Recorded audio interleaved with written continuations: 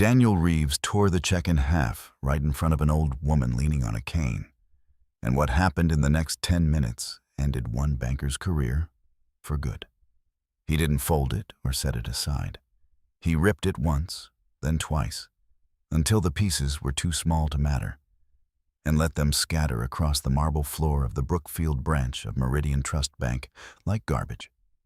"I know exactly who you are," the woman behind the counter said, loud enough for the whole lobby to hear. "And I know for a fact you don't have $5 million. You could barely make rent." The man across from her didn't raise his voice. He reached out to steady his mother, whose grip on her cane had tightened the second the check tore. Then he looked at the woman he'd once shared a bed with, a mortgage with, 6 years of his life with, and said calmly, "You just made the most expensive mistake of your career, Renee." Security was already moving toward him. That's the exact moment the branch's regional director walked through the front doors, saw torn papers scattered across his lobby floor, and went pale. "Mr. Reeves," he said. Then he said something Renee Colton never expected to hear, directed at the man she'd left 12 years earlier for not having a future. He called him Sir. "If stories about people we underestimate hit something in you, stick around, because this one has turns you won't see coming. Now let's rewind, back to where it all started. Because to understand why that torn check mattered so much, you need to understand the two people on either side of that counter and the 12 years between them."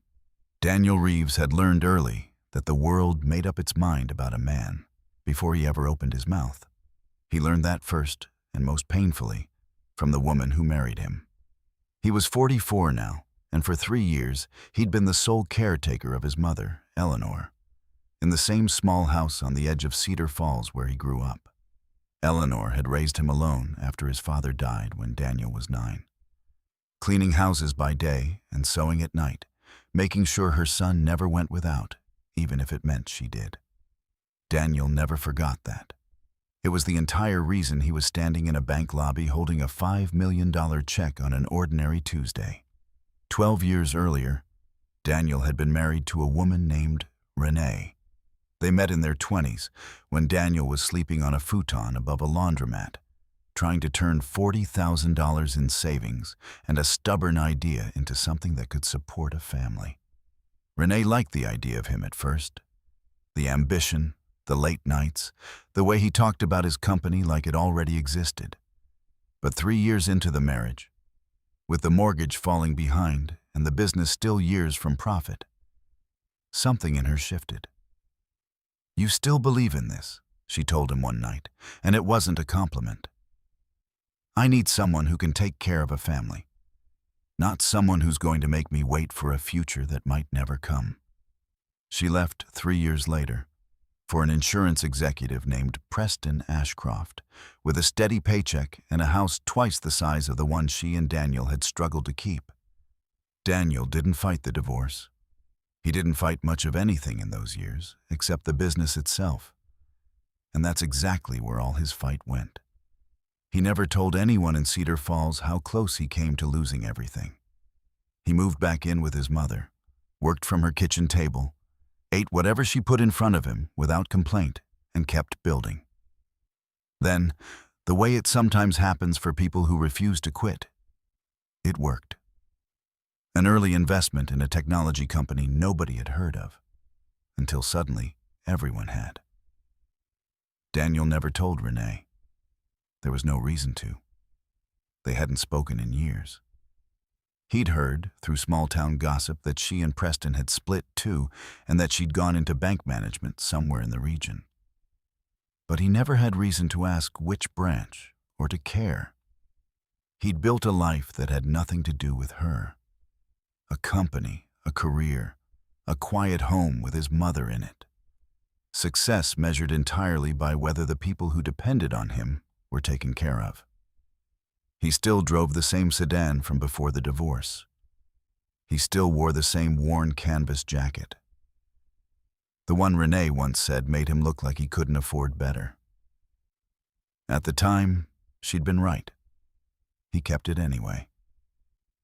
That morning, a check for $5 million had cleared into his account. Proceeds from selling that early stake. Half would cover his mother's surgery, the one she'd been quietly putting off for a year because she didn't want to be a burden. The other half was meant to seed something he'd been planning for months, a foundation for foster children. The kind of support that hadn't existed for his mother when she raised him alone. He brought his mother along that afternoon because the bank was on the way to her cardiologist appointment and because she'd insisted on coming inside. "I want to see you finally do this," she told him. Neither expected the stop to take more than 10 minutes. They walked into the Brookfield branch not long before closing. Daniel had banked there for over a decade, long before Reeves Capital Partners meant anything to anyone. What he didn't know was that Renee had transferred to this exact branch 4 months earlier. As far as he understood it, this was simply his branch, the one he'd used long before he had anything worth noticing. He saw her name before she saw him, Renee Colton, back to her maiden name after the split from Preston. For a moment, Daniel considered coming back another day. It would have been easy.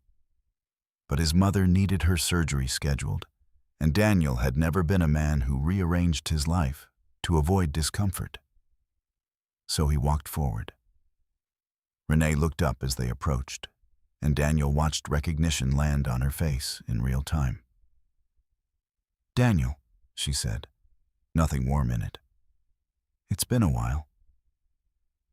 "I didn't know you worked here," he said, keeping his voice even. 4 months. Her eyes moved over him, the jacket, his mother's cane, the car outside. Something in her expression settled into a conclusion Daniel recognized from 12 years earlier. "What can I do for you?" Eleanor offered a small, polite nod. "Hello, Renee." Renee's eyes flicked to her, something almost like discomfort crossing her face before it vanished. "What is it you need?" she asked Daniel. "I'd like to deposit a check." He placed it on the counter. Renee glanced down. The number stopped her mid-motion. "Is this a joke?" "It's not a joke. I was married to you for 6 years," she said. "I know exactly what your finances look like. You couldn't keep up with a mortgage half the size of the house I live in now. And you're telling me this is $5 million? I'm telling you I have a check for $5 million, and I'd like it deposited into the account I've held here for over a decade." A young teller named Nora had already reached for the check to begin standard verification. Renee stopped her with a raised hand, not even looking at her. "I've got this one." Nora hesitated, sensing something in the air that had nothing to do with banking, and stepped back. Customers nearby noticed the tension building, not shouting yet, but something colder. A few pulled out their phones. Renee leaned forward, her voice dropping just enough to cut deeper than shouting would. "You couldn't hold down a mortgage payment, Daniel.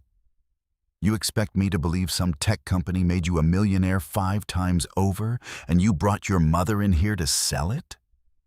Eleanor's grip tightened on her cane. "Renee, that's not fair, and you know it." "With respect, Eleanor, I don't think you're in a position to lecture me about fair." Something in Renee's tone made even nearby customers go still. "You two always did have a way of believing your own story." Daniel's jaw tightened, the first visible strain he'd shown. It wasn't the accusation against him. It was watching Renee speak to his mother that way, the same woman who'd sewn until her fingers bled to keep a roof over his head, now condescended to by the woman who once decided that same house wasn't good enough for her. "I'll let you call the issuing bank directly," Daniel said. 5 minutes to confirm everything." "I don't need to call anyone," Renee said. "I know exactly what you're capable of and exactly what you're not. I think you're either lying or someone handed you a fraudulent check. I'm not processing this without proof that holds up." Then let me speak with someone else. There isn't anyone else. I'm the branch manager. Something in her voice shifted.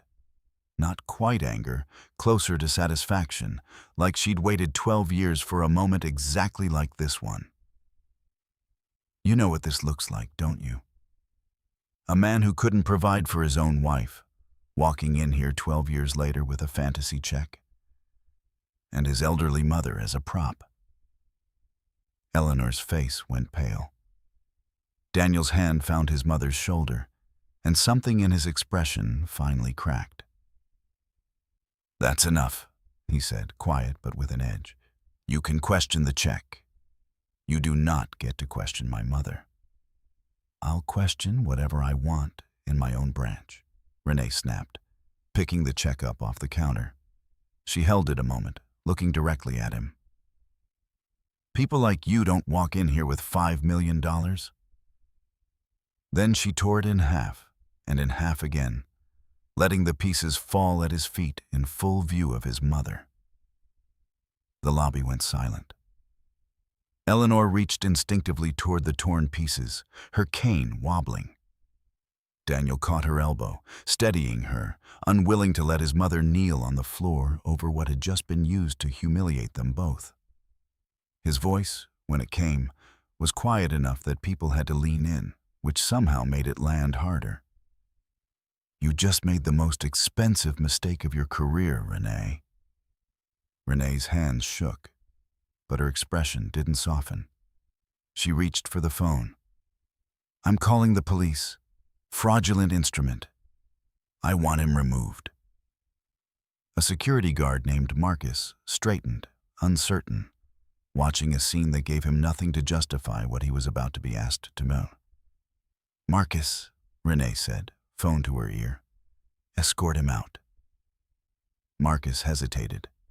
He'd heard no threats, seen no aggression, nothing but a man calmly asking for his check to be verified. But a direct order from his manager, in front of a lobby full of witnesses, left him little room to argue. Eleanor looked up at her son, eyes wet, hand trembling. And that's when the front doors opened, and Frank Devlin, regional director for Meridian Trust, and the man who'd personally opened Daniel's first business account 15 years earlier, stepped inside and saw torn papers scattered across his lobby floor. Mr. Reeves, he said, his face going pale. Frank had been a junior loan officer the day a young Daniel Reeves walked in, with a modest account and a plan for a company that existed mostly on paper. He'd walked away that day with the quiet sense he was talking to someone who was going to build something real. Through Daniel's divorce, through years nobody outside a small circle knew about, through eventual success that never changed how Daniel carried himself, Frank had remained one of the few people who truly understood him. Frank had swung by the branch on his way home from a conference to sign off on a routine audit. He'd almost skipped it. Instead, he walked in on his branch manager tearing apart a check belonging to one of the bank's most significant clients, in front of the man's elderly mother. Sir, I am so sorry, Frank said, crossing the lobby. Whatever happened here does not reflect this institution. Renee turned, confusion clouding her composure. Frank, this man claimed he had a $5 million check. And given his financial history, do you know who this is? Frank's voice cut through the lobby, flat and hard. I know exactly who he is. He's my ex-husband. Then of all people, you should know his finances 12 years ago have nothing to do with what they look like now. Daniel Reeves has been a client of this bank for 15 years. His firm manages billions of dollars, and you just told the police he committed fraud and tore up his check in front of his mother. The word billions landed like a stone dropped into still water. Renee's face drained of color. That's not possible, she said, almost to herself. It's been true for years, Frank said. You'd have known that if you'd pulled up his account instead of deciding you already knew everything. Marcus had already stepped back, his hand never having tightened. some instinct recognizing this wasn't what Renee had told him it was. Daniel watched Renee with an expression that wasn't quite vindication, something quieter and sadder. What mattered was the woman beside him, whose hand trembled on her cane, just called nothing more than a prop by her own former daughter-in-law. "Mom, you okay?" Eleanor nodded, though her eyes were wet. Daniel turned back to Frank. "The check is torn. I assume that's fixable." "Everything about this is fixable," Frank said, "except the part where your mother had to stand here and be spoken to like that. I can't undo that. I'm sorry." Renee, still frozen behind the counter, finally seemed to grasp what she'd done. "Frank, I didn't know the account had grown. You could have pulled up his history. That takes less than a minute. You could have let Nora make the verification call she was already reaching for.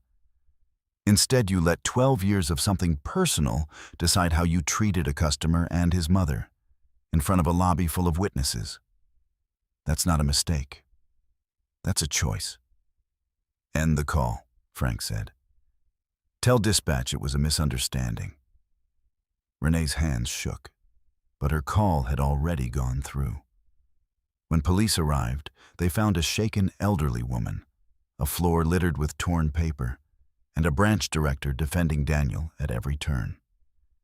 The officer listened, examined the paperwork, and closed the matter within minutes. There would be no charges against Daniel. There would be a formal record of Renee's false report, one that would follow her well beyond that afternoon. Frank brought Daniel and Eleanor into his office. He offered coffee, water, anything they needed. Eleanor asked for tea. "I need you to know this will be handled properly," Frank said. "Not with an apology letter and a fruit basket." "This isn't really about the check," Daniel said. "I can afford a torn check. What I can't accept is the way she spoke to my mother. And I doubt that was the first time she's let something personal decide how she treats someone at her counter." Frank's jaw tightened. He didn't argue. Nora, hovering near the doorway, spoke up quietly. "There have been complaints. Not about this exact thing, but customers who felt dismissed. I don't think any of them went anywhere. Renee handled complaints at the branch level before they went up the chain." Frank turned to her, and something in his expression made clear this was the first he was hearing of it. "Why didn't that reach me?" The silence that followed told Daniel everything he needed to know. The investigation moved fast. Security footage confirmed every detail, including the moment Renee brought up Daniel's mother, unprompted, something personal she'd carried for over a decade. Records showed a pattern of complaints at Renee's previous branch. None ever escalated. Renee didn't try hard to deny what happened in her formal statement. She was placed on immediate suspension, and within 2 weeks, the board's decision was final. Her banking license was permanently revoked. She faced a civil complaint and a separate charge for the false police report. Employees who'd helped bury earlier complaints were placed under review too. Word moved through the local banking community faster than Renee could get ahead of it. Her second husband, Preston, divorced from her for 2 years by then, reportedly told a colleague it didn't surprise him in the slightest, a detail that eventually reached Daniel, though he took no satisfaction in hearing it. Renee's personal life quietly came apart in the weeks that followed, the slow, accumulating weight of a community that had heard exactly what she'd said and decided what they thought about it. Marcus was reinstated once footage confirmed he'd never tightened his grip and had stepped back the instant Frank arrived. He was placed into a training program Daniel specifically requested, teaching staff to recognize and question an order that was clearly wrong. "There's nothing to apologize for," Daniel told him later. "I remember exactly how it felt." Your hand never tightened. Nora was promoted to assistant branch manager, put in charge of rolling out the new training program region-wide because she'd been the only one in that lobby willing to reach for the phone. and later the only one willing to speak up about a pattern everyone else stayed quiet about. The agreement Daniel negotiated with the board reshaped the bank's policies across the region. Mandatory verification procedures no single manager could override. A formal complaint escalation process. Security footage that couldn't be quietly deleted. Customer rights posted in plain language in every branch. The bank issued a replacement check once the original was formally voided. Daniel split the money exactly as planned. Half covered his mother's surgery, successful, and the beginning of a recovery. Eleanor approached with the same quiet stubbornness she'd raised her son with. The other half seeded the Reeves Foundation, built to give foster children the stability that hadn't existed for his mother. He insisted the first grants be administered out of the Brookfield branch itself. 3 months later, Daniel and Eleanor walked back through those same glass doors. He still drove the same sedan, still wore the same jacket. Eleanor's cane tapped steadier now against the marble. An employee greeted them before either said a word.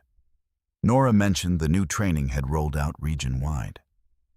Marcus offered a small, genuine nod. A plaque on the wall bore the name of the new foster fund. At one counter, a young man opened his first account, met with none of the suspicion Daniel and his mother had faced. Eleanor watched for a long moment before turning to her son. "Is that why you didn't just close this place down? After everything she said?" "Closing a door is easy," Daniel told her. "Making it open for everyone is harder, even for people who never deserved to have it closed on them in the first place." Eleanor nodded slowly, measuring the distance between the fear she remembered and the calm she was watching now. Before they left, Daniel handed the first grant letter to a young woman who'd grown up in the foster system and watched his mother understand, maybe for the first time, that $5 million had never been what made her son matter. What mattered was that he'd had every reason to walk away bitter, and chose instead to make sure the next person through those doors would be treated like they belonged. If you'd been standing in that lobby the day it began, would you have stayed silent behind a raised phone? Or spoken up for a man and his mother who'd done nothing wrong? A person should never need $5 million to be treated with basic respect. And the people we once loved should be the last ones to forget that, not the first. Daniel Reeves didn't win the day his old boss recognized him as a powerful investor. That wasn't the victory. It was just the moment the truth became visible to someone who'd spent 12 years refusing to imagine it. The real victory came later, once he used that same power to make sure the next person walking through those doors smiled.